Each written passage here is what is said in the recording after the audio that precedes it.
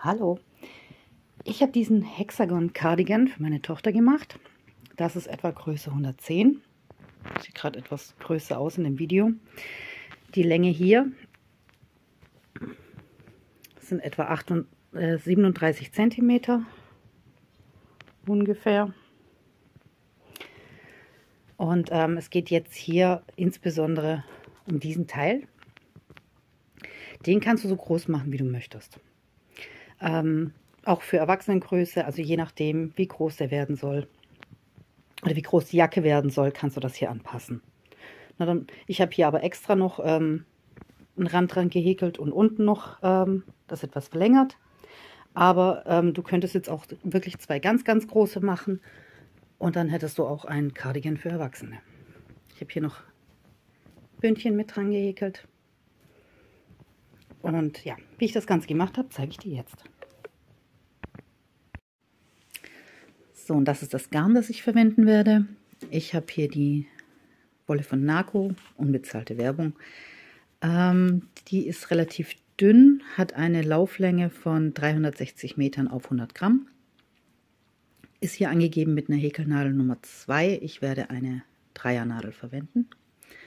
Du kannst natürlich jedes Garn nehmen, das du möchtest. Ich habe jetzt die 3 Farben. Später brauche ich noch eine Nadel und eine Schere und wenn möglich noch ein Maßband. So, ich beginne mit dem Rosé. Ich weiß nicht, ob man das hier gut erkennen kann. Das hat auch so kleine Pünktchen mit drin, kleine Farbtupfer. Und ich beginne mit einem magischen Ring. Gibt es verschiedene Möglichkeiten, den zu machen. Ich mache ihn so. Habe ich auch schon in einem anderen Video gezeigt. Hole den Faden, mache 3 Luftmaschen.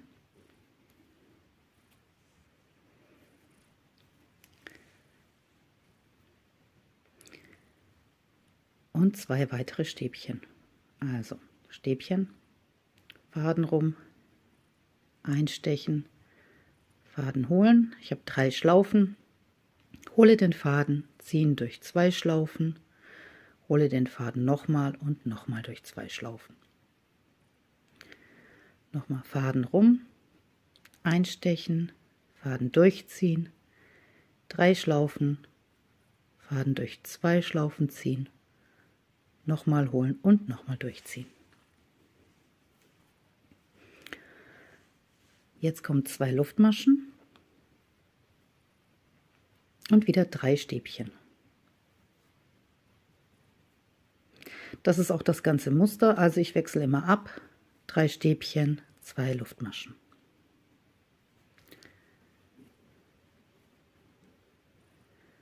So, wieder 2 Luftmaschen.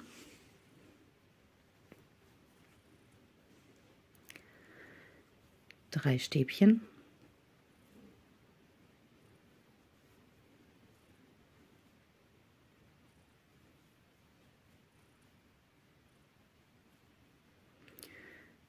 Zwei Luftmaschen.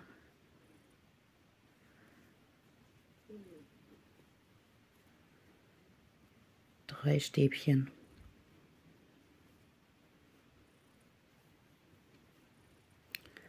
Zwei Luftmaschen. So, das wäre jetzt ein normales Granny, aber wir wollen ja ein Hexagon, also 6 Ecken. Deshalb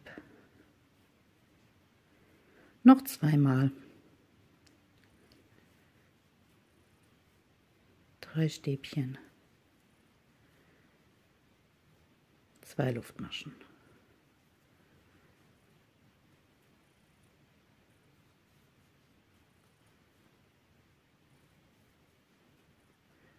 So.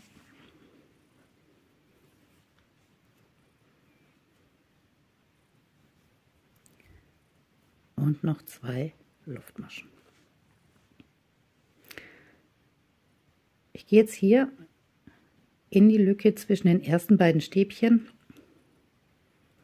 rein und mache eine Kettmasche. So, jetzt kann ich hier an dem Faden ziehen, kann das ein bisschen zusammenziehen. So. Und dann mache ich wieder 3 Luftmaschen. Überspringe jetzt die Maschen hier. Oder, falsch. Das war falsch. Also ich habe die Kettmasche. Tut mir leid. So, ich mache es jetzt immer so, ich gehe wieder zurück in diesen letzten Luftmaschenraum, hole den Faden, mache hier eine Kettmasche und jetzt 3 Luftmaschen. 1, 2, 3 und gleich nochmal hier rein. 1 und 2.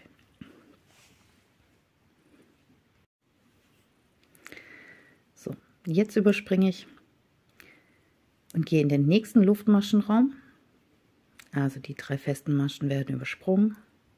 In den nächsten Luftmaschenraum 3 Stäbchen.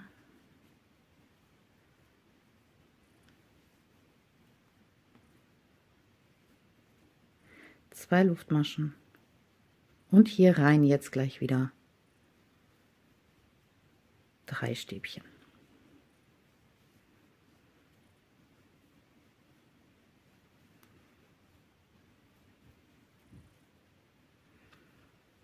So, das ist meine Ecke. Also hier ist die erste Ecke.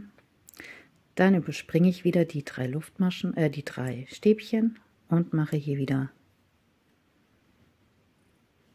3 Stäbchen. 1, 2, 3. 2 Luftmaschen und wieder 3 Stäbchen.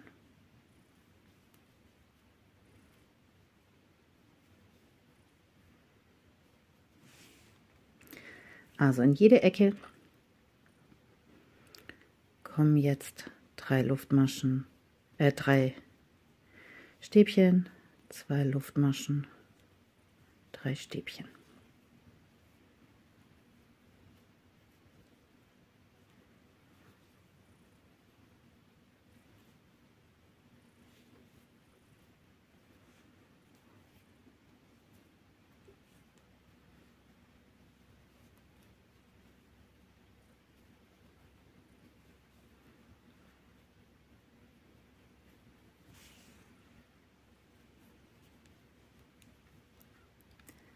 Wieder überspringen und wieder in die Ecke.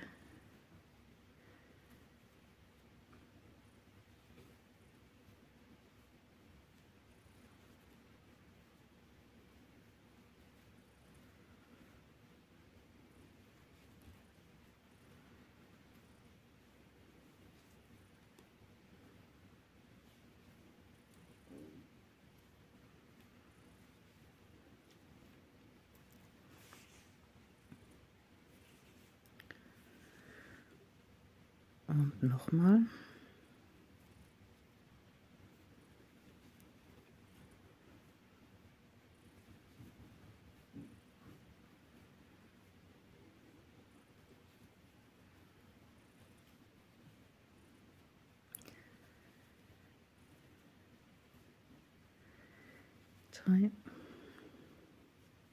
So, hier habe ich ja schon in der nächsten Ecke die ersten 3 Stäbchen. Heißt, ich mache jetzt nochmal 3 und dann nur noch 2 Luftmaschen.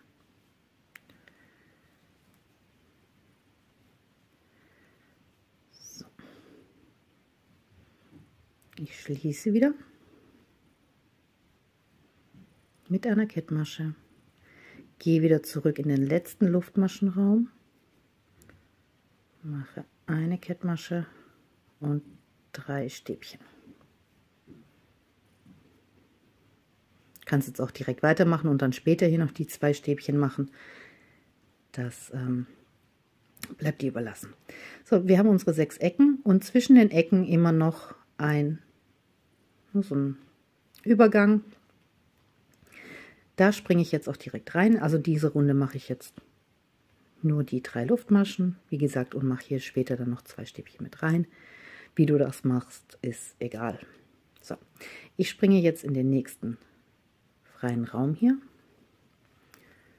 und mache meine 3 Stäbchen.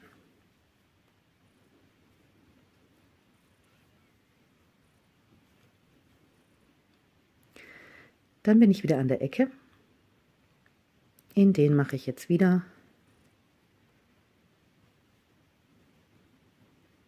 3 Luftmaschen, 3 Stäbchen, 2 Luftmaschen.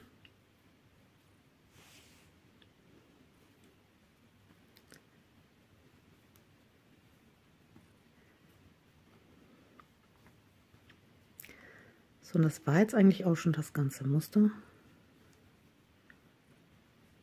Das geht jetzt immer so weiter. Jetzt hier in den nächsten Zwischenraum. Hier ist meine nächste Ecke. Hier habe ich noch einen Zwischenraum. In den mache ich jetzt wieder 3 Stäbchen. In der nächsten Runde hast du dann 2 von diesen Zwischenräumen.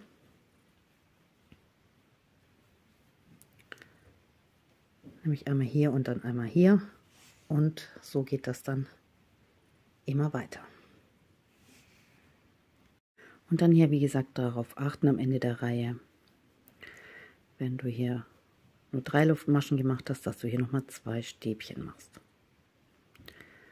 Und wieder schließen.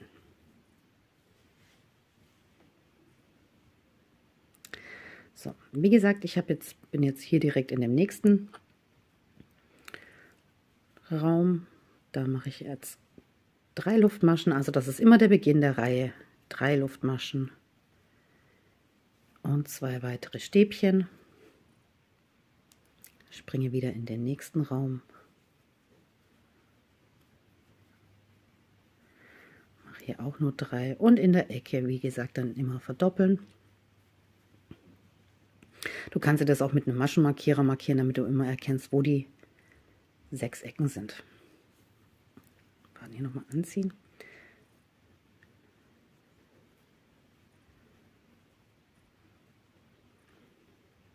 Und so sieht das Ganze dann nachher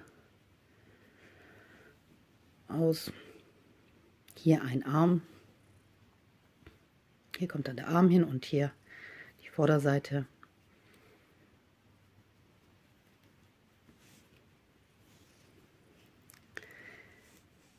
Ich mache mal weiter.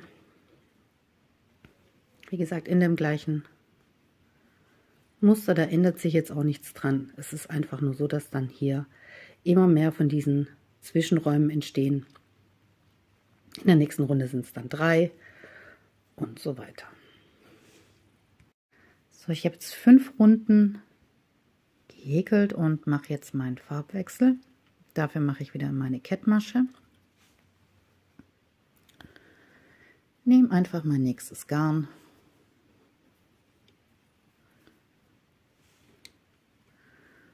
Und mache wieder 3 Luftmaschen. Steche wieder hier ein.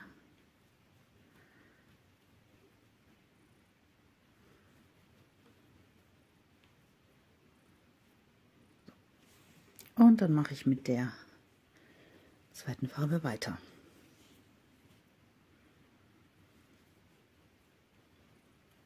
Du kannst natürlich auch in jeder Runde die Farbe wechseln oder komplett einfarbig arbeiten.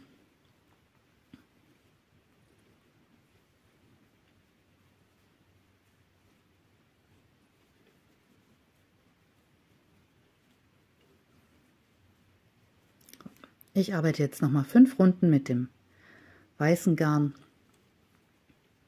und wechsle dann wieder.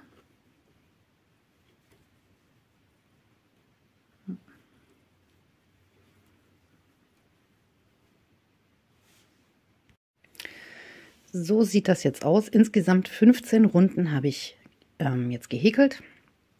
Das muss auch so aussehen, denn jetzt wird das hier so aufeinander gelegt.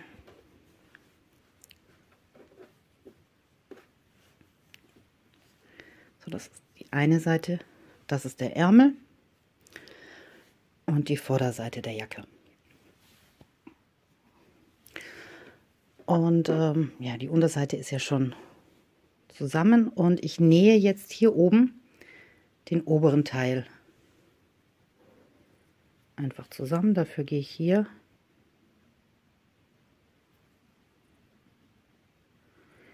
in die letzte Luftmasche aus der Ecke. Das ist natürlich die falsche Seite. So möchte ich das. Also auf der linken Seite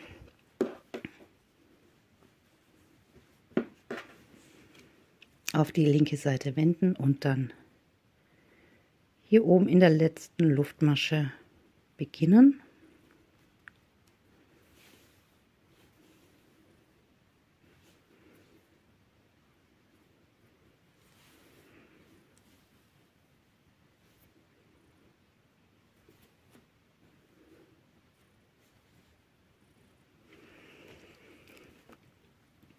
Und zwar jetzt hier lege ich mir die Maschen direkt aufeinander.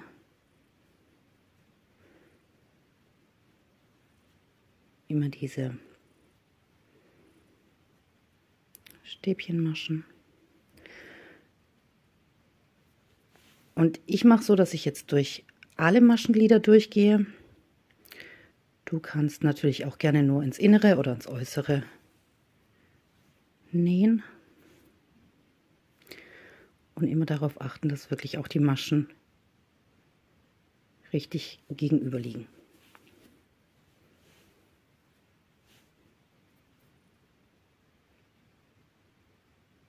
So gehe ich jetzt Masche für Masche durch.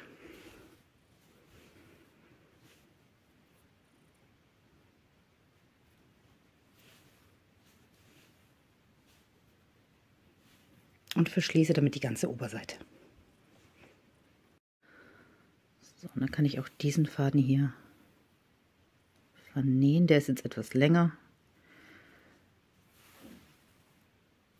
Aber den kann ich später noch verwenden, um die Rückseite zusammenzunähen.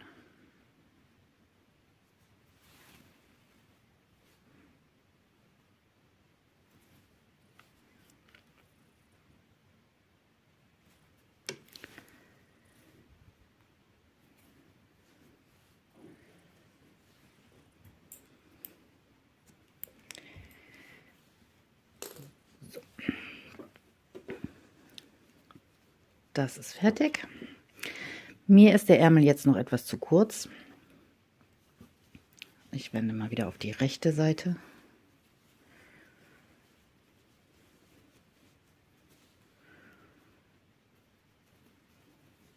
So. Wie gesagt, mir ist der Ärmel jetzt etwas zu kurz, deswegen werde ich jetzt den hier noch etwas verlängern.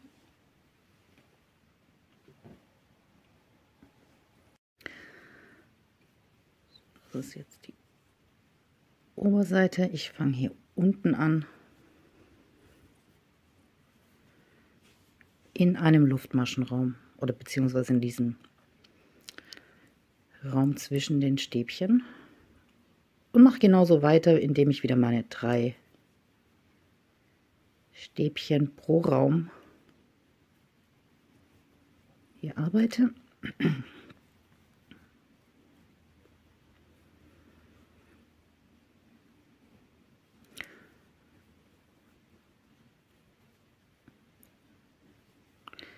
Also genauso wie vorher auch, nur jetzt ohne weitere Zunahmen. Also in jedem Raum nur 3 Stäbchen und die werden auch nicht mehr verdoppelt.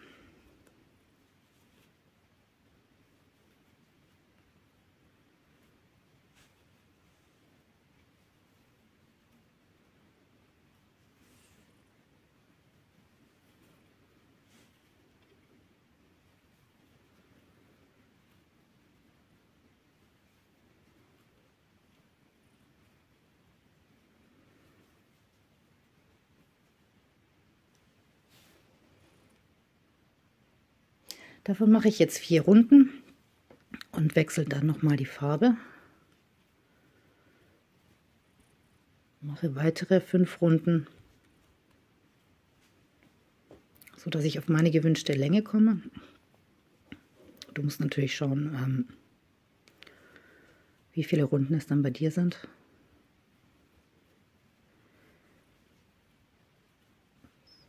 Aber ich mache jetzt die Länge des Armes fertig und zeige dir dann noch das Bündchen. Ich habe jetzt weiter gehäkelt bis zur gewünschten Länge und jetzt mache ich das Bündchen. Hier bei dem anderen habe ich das schon fertig gemacht. Damit das jetzt hier vorne enger wird, nehme ich jetzt immer 2 Maschen zusammen.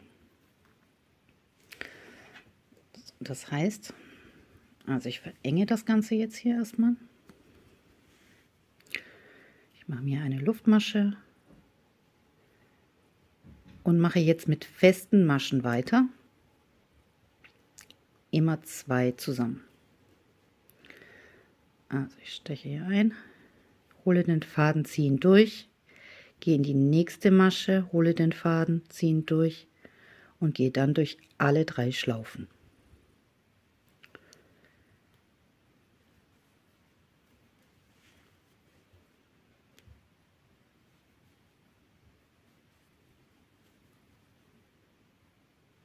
Also ich halbiere jetzt die Maschen hier.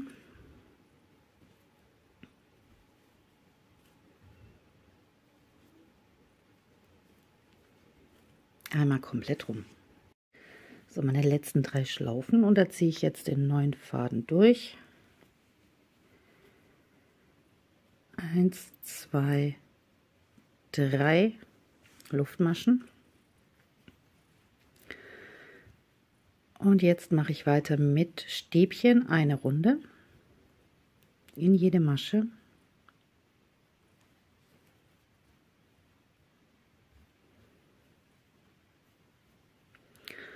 Für das Bündchen.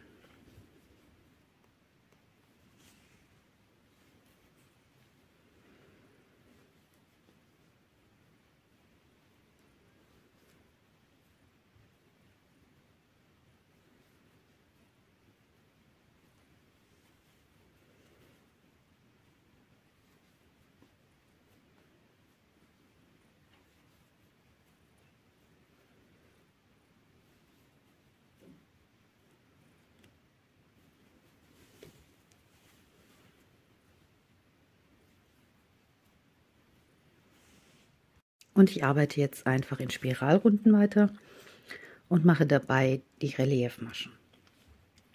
Zeige ich jetzt mal. Und zwar, ich mache einen Umschlag und dann steche ich von hinten rum, das ist ein bisschen unscharf jetzt, so von hinten rum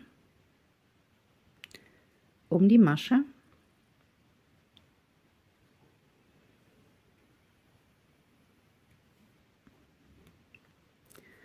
Hole den Faden, ziehe ihn durch, hole den Faden und ziehe ihn dann nochmal durch. So, jetzt steche ich von vorne, von hinten rum ein, um die nächste Masche rum, drücke mir die hier so ein bisschen nach hinten, hole den Faden und mache ein Stäbchen.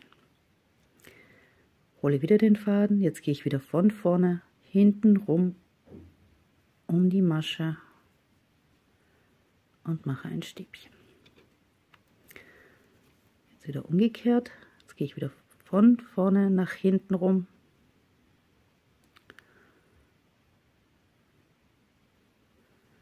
Drücke mir die nach hinten und mache ein Stäbchen. Dann wieder umgekehrt. Von vorne um die Masche rum.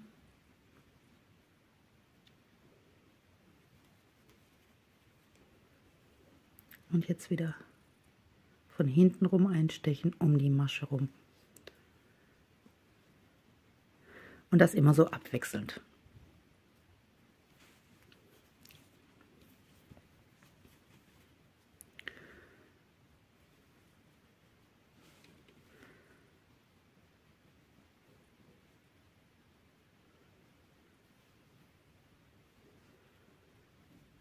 Also es wird immer um die Masche herum gehäkelt.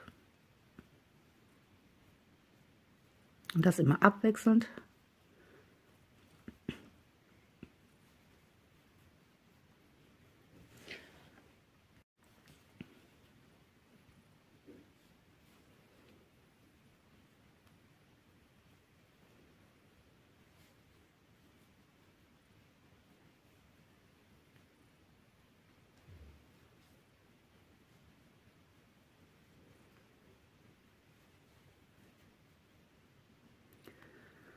Und das Bündchen arbeite ich jetzt so lange, bis ich die gewünschte Höhe erreicht habe.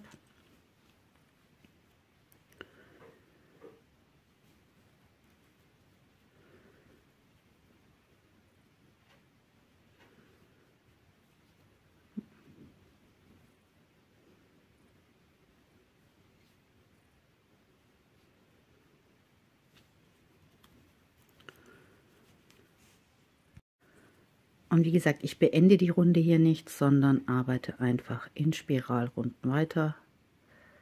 Das war jetzt hier meine Anfangsmasche.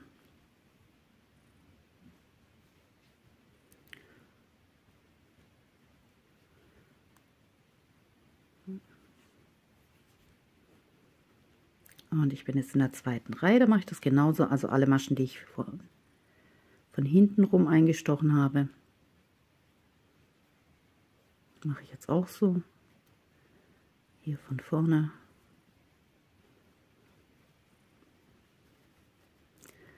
Bei der nächsten wieder von hinten rum.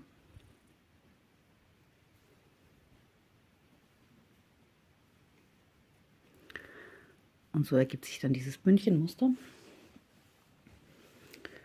Also das habe ich hier 1, 2, 3, 4 Reihen, 5 Reihen, nee, 4 Reihen habe ich hier gemacht. Das mache ich jetzt genauso hier weiter. So, 4 Reihen waren es und ich schließe jetzt hier einfach ab mit einer Kettmasche. So, den Faden werde ich später vernähen.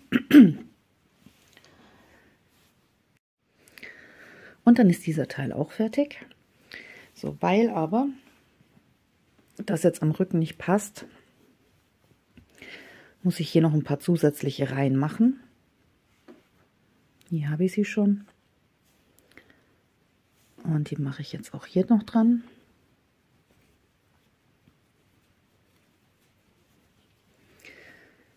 Also hier an der hinteren Teil. Dafür nehme ich jetzt wieder meinen Faden. Und ich häkel jetzt natürlich in Reihen und nicht mehr in Runden.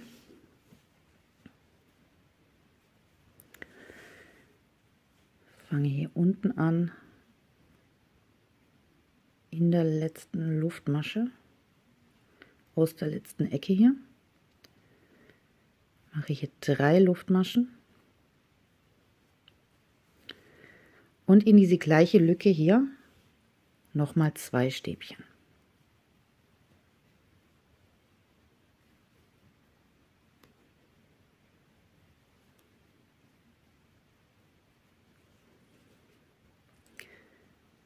Dann in den nächsten Raum wieder 3 Stäbchen.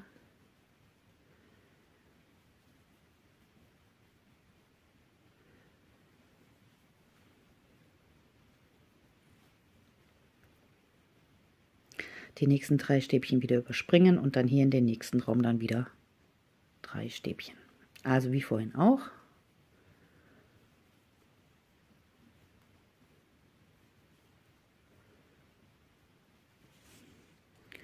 Ich zeige dir gleich noch, wie ich die Reihe dann beende.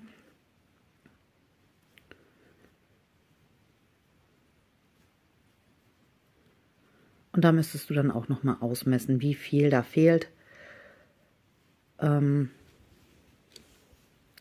in der Mitte dann vom Rückenteil. So, ich bin jetzt hier oben angekommen. Hier war meine Naht, wo ich die beiden Oberseiten miteinander verbunden habe. Und hier in dieses letzte Loch mache ich jetzt noch eine feste Masche, ein Stäbchen, eine Masche rein, dann wieder 3 Luftmaschen, dann wende ich wieder und mache jetzt hier wieder 2 Stäbchen rein.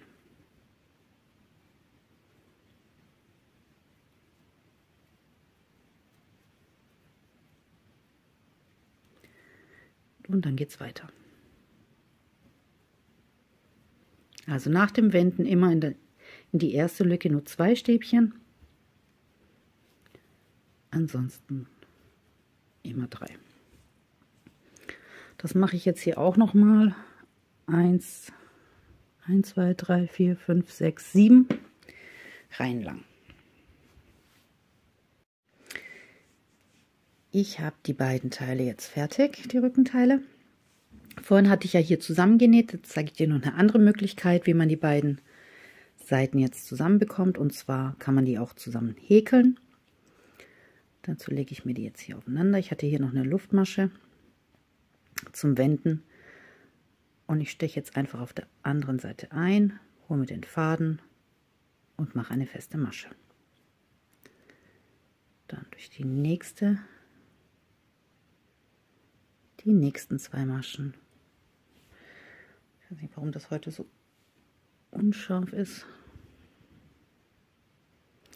Also durch die nächsten beiden Maschen und wieder eine feste Masche. Durch die nächsten beiden gegenüberliegenden und hier auch eine feste Masche.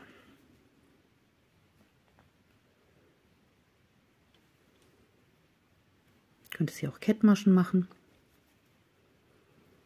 wenn dir das lieber ist. Also eine Kettmasche wäre dann ja in beide Seiten einzustechen und den Faden dann einfach direkt durchziehen. Ich mache jetzt hier mit festen Maschen weiter und hier auch wieder darauf achten, dass die Dreiermaschen da immer direkt gegenüber liegen. Hier sind die 3, hier sind 3. Und dann kannst du das hier ganz bequem abhäkeln. Wenn sich das hier nicht verheddert.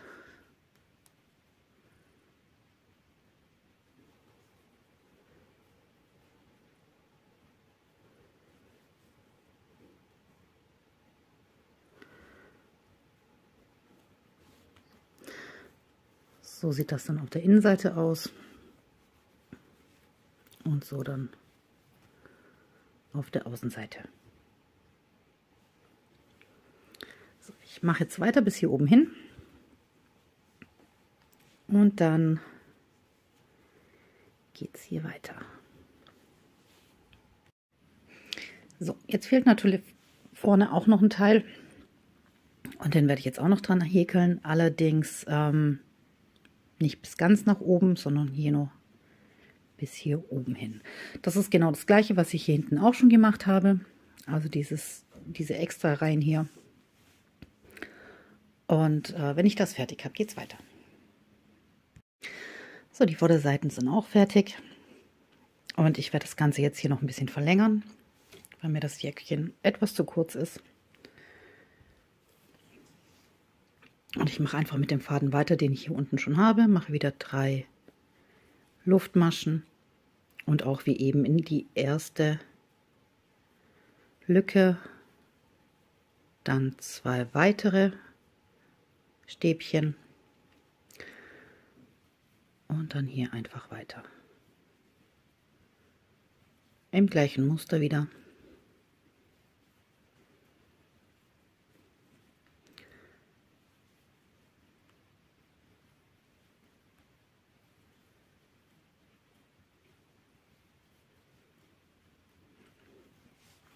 Komplett rum, also hier ringsrum, bis ich die gewünschte Länge habe.